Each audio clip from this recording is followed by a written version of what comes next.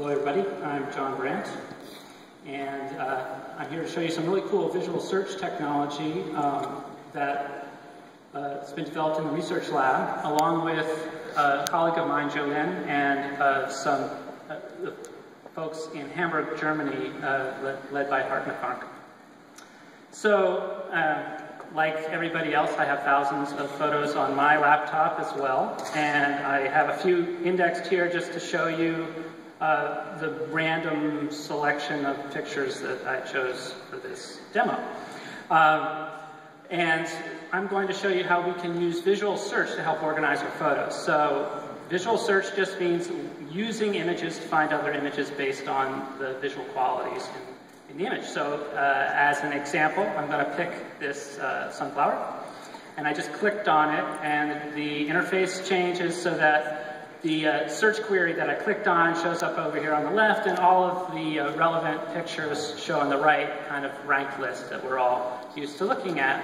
And the results actually look pretty good. We've got these nice pretty flowers centered in the frame, but that's not perfect. There are, for instance, these buttercups in here, and those are clearly not belonging in the sunflower realm. And the reason that happened is because we just told it we were interested in this image as a whole, and we would like to, we're really interested in the sunflower, so I'm going to give it a hint by drawing a rectangle around the sunflower, and it'll go off and do a localized object search instead.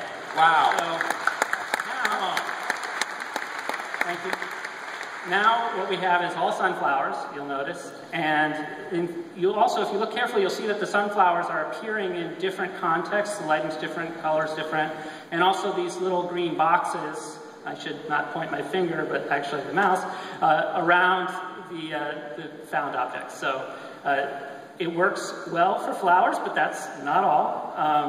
Let me show you something else. So it also is very effective at landmarks, and you guys have probably seen something similar to this if you've used Google image search. If you put the Golden Gate Bridge in, you'll get lots of pictures. And one thing to notice about this result is that they're all kind of similar. They're all basically the same viewpoint, same lighting, and so forth. And perhaps as a designer, I want to find other types of images of the Golden Gate Bridge, and we can use that same trick by drawing a rectangle, this time around the stanchion of the bridge. And now what I've got is lots of different views of the Golden Gate Bridge. In fact, this black and white view from very oblique angle, and this one. Who's she? Who's that? Yeah, I don't know. I wish I'd got her name.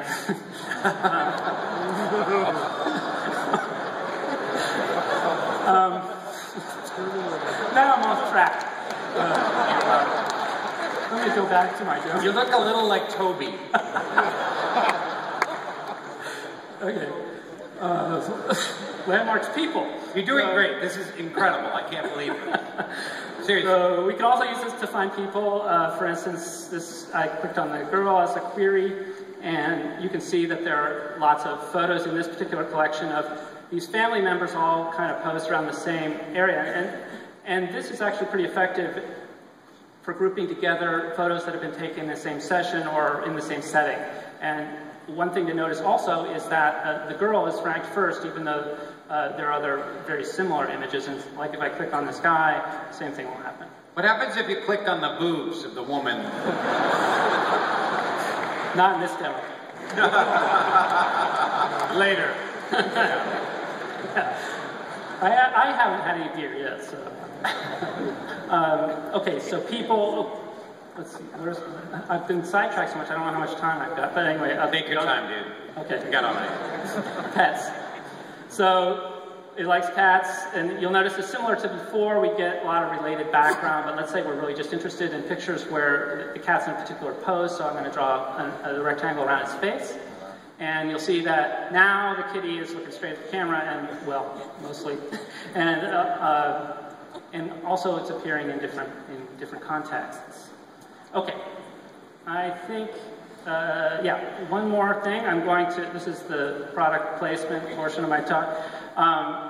Let's say I had a video where I was interested in finding placements of logos and so forth.